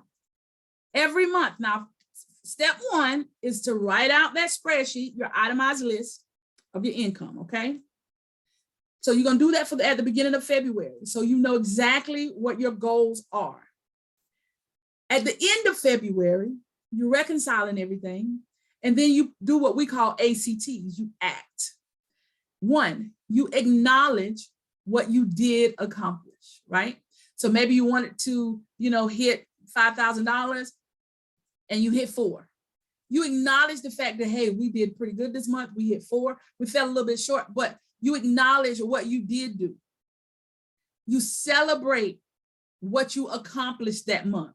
So maybe in addition to hitting the $4,000, you also set up some of your social media pages. You got your link tree set up. Maybe you hired somebody to do, your social media posting for you. My daughter and I do that if y'all need help with that. Celebrate what you did get done, okay? Celebrate what you did get done. And then the last part is you tweak what didn't work. Okay, so the goal was to hit $5,000 this month in February, but we only hit 4. What can we do different going into March? There maybe need to be some type of collaboration. You may need to do some videos. You may need to get some referrals on your page. You may need to put together a referral program. There's all different kinds of things that you can do. Y'all don't miss the opportunity and not ask me questions, because you're going to get free coaching tonight if you ask the questions in the Q&A. So ask them. But this is what we do at the end of each month. We go in and we review, we look at our numbers. And another thing that we get stuck in, y'all, is we don't, when we look at our numbers, we don't go in and do a full review. We just celebrating what's coming in, but we're not mindful of what's going out. So drop those comments or drop those questions in, and let me help you on tonight. You've been here with me all this time. You might as well let me help you with your questions. You can ask them anonymous if you want to, and you don't want people to know who I'm talking to, but put your questions in there. Now, let me give you this announcement, and then I'll do Q&A. We're offering 2 retreats in March. On March 19th, we're doing an on-site retreat here in Vidalia, Georgia at American. It'll be limited to 10 or 12 people. We got a few seats already taken. And then on March 26th, we're going to offer that same retreat virtual. The value is right at $1,000, and I'm getting ready to go over what all is included in it. But don't forget, use this time. Let's drop your questions in the Q&A. I'll help you complete your 2022 strategic plan. In the masterclass, I told you what to do, right? But when you come to the retreat, I'm going to help you do it. Like I'm literally going to be working with you individually, answering those specific questions, making sure, giving you recommendations, even challenging your thought process, because that's what coaches do. We're not yes men. We're here to just help you think outside the box, help you package your product or service. If you need help with that, this part is valuable. See, it's one thing to say, okay, I'm getting ready to do this in second quarter, but what is the launch strategy? Just putting a flyer out or just putting a flyer out and just making a post is not a launch strategy. We'll help you with your marketing calendar so you can put some things together. We'll do a social media and a website audit so that somebody who doesn't know about your industry, go to your page. What are their thoughts, right? All of this is included in this retreat. The cost of the retreat is $199. You all can register for $150 because you're on the masterclass tonight. The 6-figure blueprint specifically for your business, what that means is once we look at your prices and we look at your numbers, we'll help you put the plan together to help you hit that 6 figures. If you're already hitting 6 figures, then we're going to help you hit the target that you have. Because if you're already at 250, we're not going backwards. We're going to keep moving it up. So your 6-figure custom blueprint. This is a working session. So you're going to need to bring your numbers, your plans, and your ideas with you. I used to build websites. I don't build websites, but I can recommend you to a website to use. I can share with you the ones that I use. And I even share the YouTube videos on how I figured out how to work them because they make it really, really easy. And the on-site one, lunch is included. The one that's virtual, you'll get a swag bag in the mail, but it won't be lunch. So this is the other bonus that you get if you join the retreat. If you can join the retreat until it's sold out, right? When it's sold out, and I'll do another one another time. I don't know exactly when yet. But if you register for the retreat by February 4th, we will do a power hour. My power hours retail for $297. This is where we get together for 1 hour, just me and you, no outside distraction. I help you identify 3 blind spots in your business. I give you recommendations for 2 new ways that you can generate income. And we do a 1 hour deep dive into your business model. And it's just a coaching. I do record it and I'll send you the link and you'll have access to that content forever. And so if you register by Friday, you'll also get this as a bonus. So this is just a quick recap. The 2 retreats, you can choose whether you want to be on site or whether you want to do the one that's virtual. On site is March 19th. Virtual is the next week on March 26th. It's $199 is the cost, and that's the cost that's out to the public. But for those in my group, it's $150, and for those of you that's in this masterclass, it's $150 as well. I'm going to send all of you an email right after this with a link where you can sign up if you like, or you can send me an email. There's my email address, carmelawilliams76@gmail.com. Yes, I got a business email, but I prefer my Gmail. Oh, that's the one thing that my coach stay on to me about. She's like, you really need to use your branded email. I don't like it. I like my Gmail. It's just easier to use. All right, so here we go. Let's get into these questions. Let's see. Working on a fixed income. Tara, can you give me more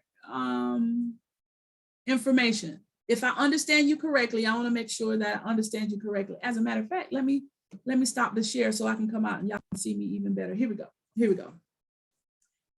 Working on a fixed income. So I had a young lady to join me in business that's on a fixed income. And we help her make her money back within the first 30 days. And then what we did after that was we used the profit to continue to reinvest into the business.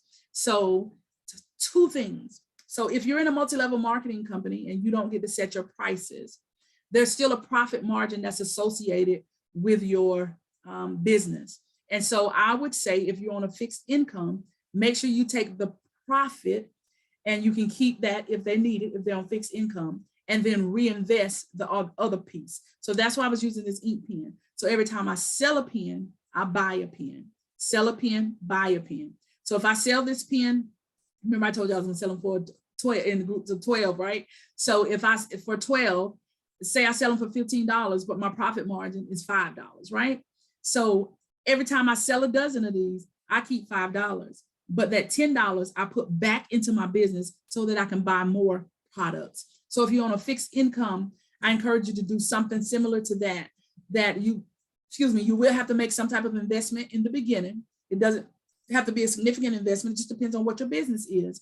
When you make that investment, make sure you take that profit margin, and you can keep that if you have to have that to live, because sometimes people do. It takes you a little longer to build your business by doing it that way, but it still can be built if you're disciplined, okay? If hubby and I work in one business, should I have a separate EIN for my consulting? That's a great question. So Ms. Pat, my husband is also a certified coach, speaker, and trainer. And so he does some speaking and stuff. I do speaking and stuff.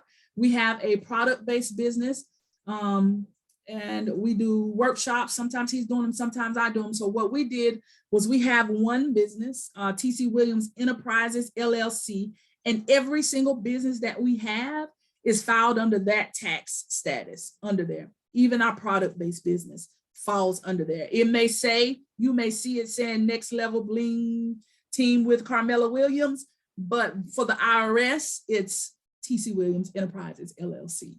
So it all falls under that. They call it a DBA, doing business as. Our business is not necessarily registered as a DBA, but that's technically what we do. We operate under that umbrella, and then we have the different entities that fall under that. So if the EIN number that you have don't lock you in, so like if you and your husband got a ink pen business and it says our ink pen business, well, consulting may not fall under there.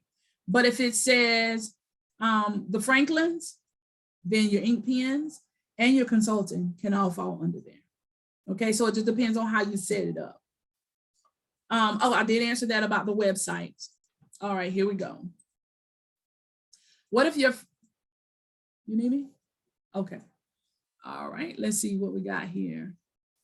Got that one done. Got that one done. Got that one.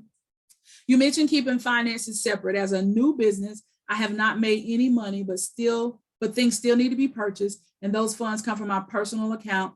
What are the suggestions? Okay, this is a good one. We did this. I'm gonna give you the example that we did it with. We started a church 12 years ago.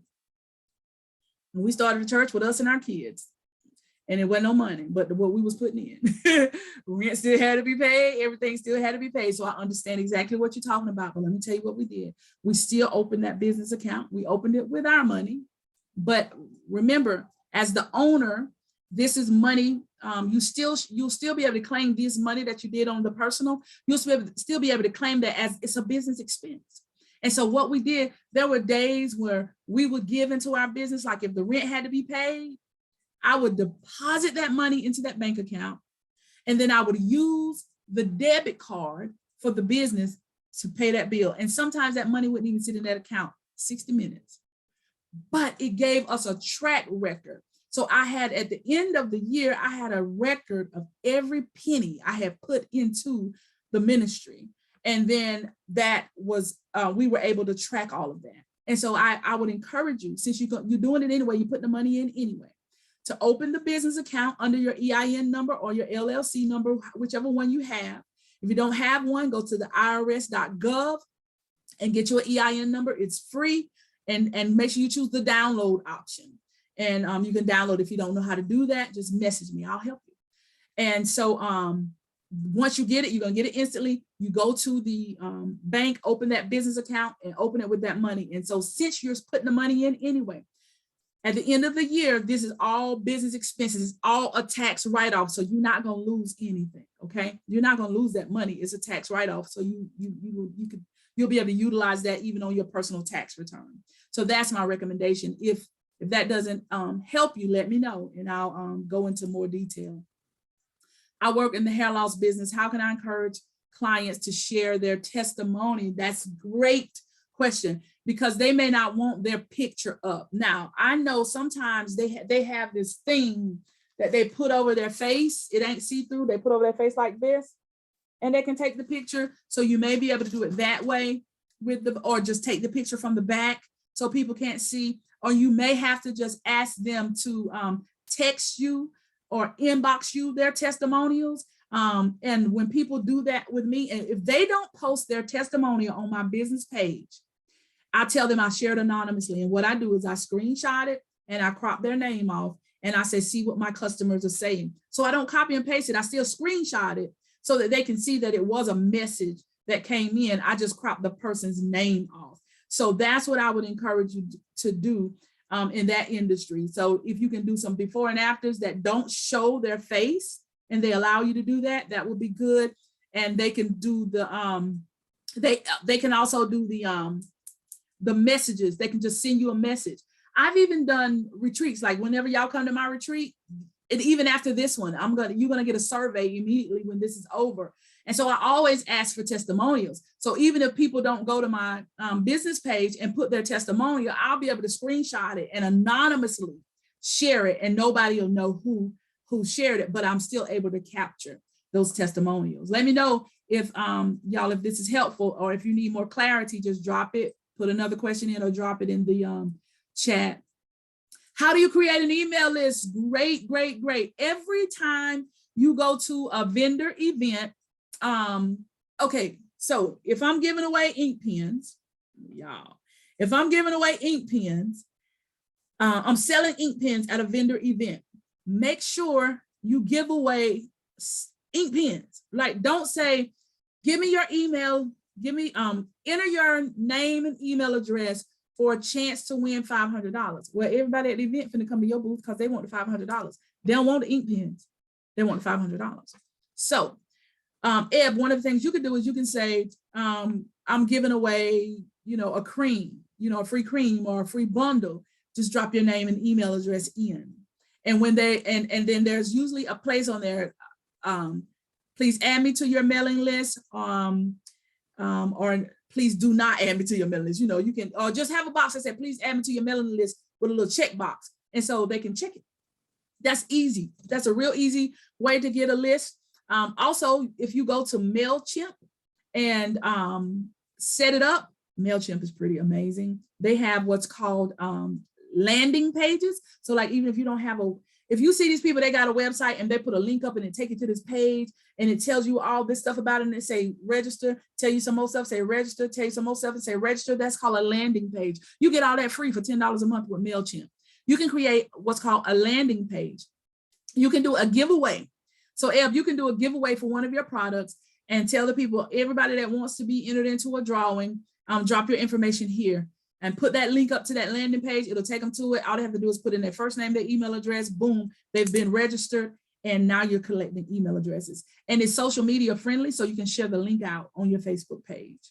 And so that's just a couple of ways you can do it. You just simply ask people for their email address. And that's it. You ask them and ask them to add them to your list. Which other social medias is used to post with Hootsuite? Hootsuite, you can post on Facebook and Instagram. and LinkedIn. I know you can use Facebook, Instagram, and LinkedIn on Hootsuite. And Hootsuite does have a paid account. So if you got multiple businesses, you can do a paid one, but that's the free one. I haven't tried it since TikTok came out to see if it'll post on TikTok, but it does do the big three. Oh, the big four: Twitter, Instagram, Facebook, and LinkedIn. You can all post on all of those with Hootsuite. So that's that. I liked Hootsuite. Y'all, I've done so many things. I did virtual assistant work, and so Hootsuite was my baby to make sure that my customer stuff was posted. I have already spent the money from my account for the year. Is that a loss, or is there some way to still get it as a write-off? I don't understand that question. So anonymous, give me some clarity on this one. Spent the money from my account for the year. Is that a loss, or is there some way to still get it as a tax write-off? I want to answer that question, but I need clarity on it. How do you post on one page and not your other business page? How do I post on one page and not my other business page? Are you referring to Hootsuite, Miss Barbara? Because you just check and choose the one that you want to post to. So you don't have to automatically post to all of them. You just uncheck the one that you don't want to post to at that time. Because sometimes, different pages do require a little different type of content. Yeah. So you can just check in there the pages that you want to use. So you don't have to post on all of them. I'm still waiting on Anonymous to just give me a little bit of clarity about the money from the account so that I can answer your question. Do y'all have any other questions? Oh, okay. No, it's not a loss. It's not a loss. You still keep your receipts and everything. So yes, still keep those receipts and everything, and it's still a business expense. It's still a business expense. I just want you to eventually get over to a business bank account, so that all you'll have to do at the end of this year will be to just have your bank statements there, put them in a notebook, and then your tax preparer, they got everything that they need. So yeah, you still can it's still tax deductible, even if you spend it with your personal. Even if you spend it with out of your personal account, it's still tax deductible. It's just a headache at the end of the year for you to have to go through multiple accounts and try to figure out what was business and what wasn't. So it don't matter where it came from. What really matters is that you keep the receipts for your business. Put them in a nice binder. Take a picture of them if you have to. Scan them in if you have to, because sometimes those receipts will fade. So yeah, no. You don't lose that money. You don't lose it at all. You just keep your receipts. But if you eventually want your business, you'll eventually want to separate the funds just because it'll be easier for you. First year consultant, never done business write-off. Is there a minimum or maximum to write off? Oh, no. You get with your tax preparer. It just depends on your particular tax situation. Like for instance, here in my home, this is a bedroom and this is my office. And then I have a boutique out back. It's 400 square feet. That's my office as well. All of that space is tax deductible. Part of the electricity is tax deductible. Part of the internet is tax deductible. Part of my phone is tax deductible. MailChimp is tax deductible.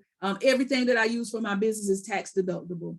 So, and then all you do is you just calculate. I don't even need to know the formula. I just tell it all to my tax preparer, and then they do everything with it. So let me tell you how our business works. For those of you who are new and you're working under your Social Security number, EIN, all you got to do, even if you don't have your business account, is fine. You just need to have all your receipts. And now most tax preparers like for them to at least be kind of organized. So like, how much money did you spend in office supplies? What was your mileage for the year? What was equipment? Like everything we bought from Amazon for our displays and things like that. I get about 95% of my stuff come from Amazon, not because it's the cheapest, but because at tax time I can go and print all them statements and I got everything in one place. So if I'm ever audited, I got everything in one place. So no, there's not a minimum or a maximum that you can write off. It just depends on your particular tax situation. But what they'll do is they'll file a Schedule C for under your personal tax return. There'll be a Schedule C associated with your personal tax return for what you did in 2021, and the two will be filed all together. So for the first year consultant, all of that will be filed together with your Schedule C, and you don't have to know all those details. Your tax preparer will. The only thing you got to do is know how much you spent on your products, and you should be able to go into your back office and find that, and how much you spent on other supplies. You should have receipts for those things, so you have those totals, and then how much money you made. And hopefully you use something like Square, so you can just go in there and pull a report. I use Square. Even if people pay me cash, I enter my cash into Square. So at the end of the year, I can pull my report on everything that I have made. If you make a business purchase, do you still have to keep receipts? You will need the receipts if you're audited by the IRS. So for me, I started out with my business with a spreadsheet, handwritten, then I moved to a spreadsheet, and then now I use QuickBooks. So now when I go to my tax preparer, I take her a profit and loss statement, and she based it on what I take her. However, if I'm ever audited, it's my responsibility to produce the receipts and the proof. So I do encourage you to keep those receipts. If you don't have a way to keep receipts, you can use Dropbox. Dropbox is free, unless I use it for everything. So we pay like $10 a month, but Dropbox is free. You can download Dropbox on your phone and on your computer. And so no matter where you are, you'll have it. And it has a little scanner. And so every time you don't have to worry about if the receipt is going to fade or if you're going to lose it. Just create a folder that says 2022 business receipts. And every time you buy something, just take a picture of it. Take a picture of it and just drop it in that folder, and it's there for when you need it. It's there if at the end of the month when you sit down and reconcile, because most people don't sit down and reconcile their account every day. Some people do it weekly, some people do it monthly, and unfortunately, some people don't do it to the end of the year, but you should at least do it monthly. And so when you sit down and pull those receipts out, look through your receipts, categorize them, put them in your spreadsheet, or handwrite them in your notebook, however you want to do it, so that you have it all in one place. But so you will need the receipts if you're ever audited by the IRS. Paid with debit cards. I don't understand that one, Miss Barbara. Paid with debit cards, what do you mean? I have everything saved, scanned on it. There you go. Yeah, as long as you got it all scanned and saved, yes, ma'am, or yes, sir, because I don't know if it's a lady or a man, but that's all 100% tax deductible. Yes, it is. Good job. That's some discipline right there. Miss Barbara, what do you mean by paid with debit card? I don't see, what should I include to send out my mailing list? I think I answered. You should still, if it's paid with a debit card, you should have a receipt or an emailed receipt. So you should have a receipt or an emailed receipt if it's a business expense. But again, if it's all in a business account, you're going to have your numbers as far as for tax purposes, but you may have to produce receipts only if you're audited. Yeah. All right, I don't see any other questions. What should I include to send out for my mailing list, Miss Pat? What do you mean, Miss Pat, about sending out for your mailing list? I'm not fully sure of the questions. I'll give her a second to clarify. Are there any other questions? Y'all, this has been good. I hope y'all enjoyed. I really hope I've helped you. And I hope to see some of you in the retreat, because again, tonight I can just kind of tell you what to do, and then you got to go out and you got to get it done. But if you come to the retreat, I'm going to help you do it, right? I'm even putting together a 6-figure blueprint guide to kind of help walk you through the thought process and some of the questions.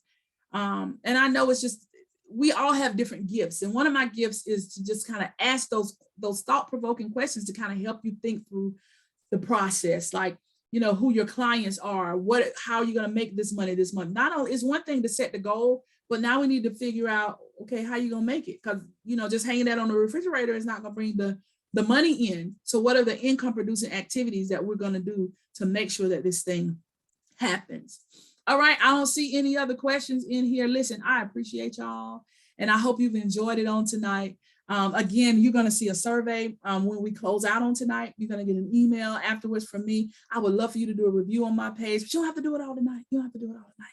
But thank y'all so much for joining me for the first masterclass of 2022. And I hope that it was helpful for you. Mailing list, is that just a marketing tool? Oh, you can, well, I use it as marketing and to sell, because I have people that follow me, Miss Pat, that ain't on social media, but they do check their email. And I have some clients that, it's so funny, they only check their email at work.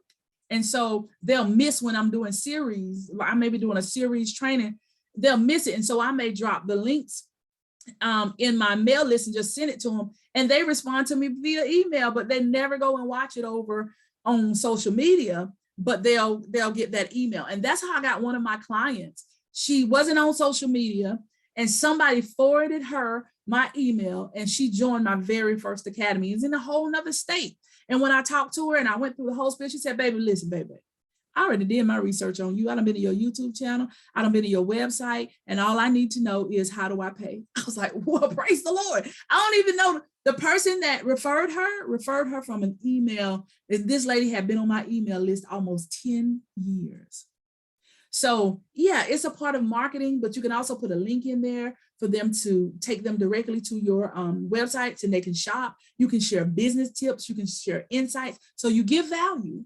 So it's not all, it's just like social media. We're not just asking for the sale. We're giving value. We're giving them things free too. And if they want to go further faster, then they'll click the link to work with us. Or if they want more, they can click the link to make a purchase. And that's how we do it. Oh, thank you. Thank you for my newbies. I hope y'all really enjoyed yourself on tonight. I'm so glad y'all were with me. Does paid advertising on Facebook help?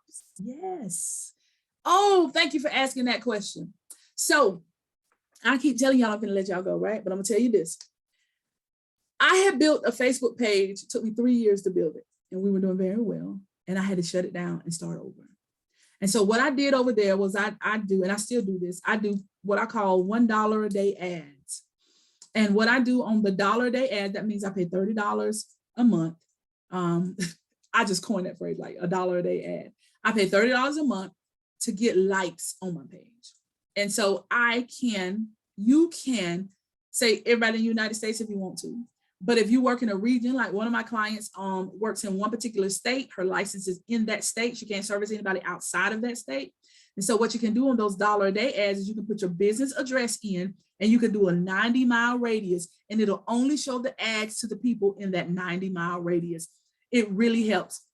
You can do something simple as well as you can dig down in those ads and say everybody with a birthday coming up over the next 60 days, then you want to give them free birthday shipping. Now, everybody's birthday on Facebook, right? And so what it's going to do now is show your ads to the people with birthdays coming up over the next 30 to 60 days, and they're going to see that they can get free shipping from your boutique. So paid Facebook ads do work, and make sure you hit if you have your Instagram and stuff tied together, you pay one fee and it runs on both platforms. That's a blessing for us that mark on both of them. So it'll run on Facebook and Instagram if your two pages are tied together. So that was that question. So yeah, paid ads work. I wouldn't put a lot of money in the paid ads in the beginning. I would start with 10 days and see, because when I first started playing with ads and I was telling about what commissions people could make and opportunities and stuff like that, those type of pictures, images did not do well for me. The images that I got a lot of hits on, and I would send them to my website too, and I got a lot of shopping as a result of, was pictures, selfies of me, pictures of my team, you know, us just having fun, like, hey, what's up, hey, you know, just the happy stuff. That's what made people click. It wasn't the ones that looked like a business ad. It was just us having fun that we did with our cell phones. Ain't that something? Because people want to know your business. They think we are a reality show and they want to know what's going on. Miss Barbara, the recording is not available. I'm sorry. But you're my business. We're accountability partners. You know I got you, sis. Whatever you need, just let me know. Yeah, Miss Pat, whenever you're ready, get started on Instagram. It's work now, but if you tie the two pages together, it may not be too overwhelming. Hey, Shannon. Thank you so much, Shannon. All right, for real this time, it's 10:30. We've been on here 2 hours. I don't see no more questions. I promise y'all I'll be here as long as you had questions, so I don't see any other questions. So listen, my prayer is that your businesses are successful this year and that you triple or quadruple your income for next year. I pray that you get you some business affirmations and you speak them over yourself every single day, that you don't allow frustrations of life to tear down your business, that you operate a business from a place of faith, the same faith that we have for healing. I want you to have for your business, that the customers that God has prepared for you, that they will seek you out and they will pay the price that you ask for, that they will value your product, they will value your services. Those of you that are looking to build teams, I pray that God will send in not just anybody, but people that's ready for what it is that you need for them to do, and that you are ready to pour into them and help them take their businesses to the next level. We in this thing together, and with God, with Christ, all things are possible. Y'all have an amazing night. This has been great. Y'all have a good night. Amen.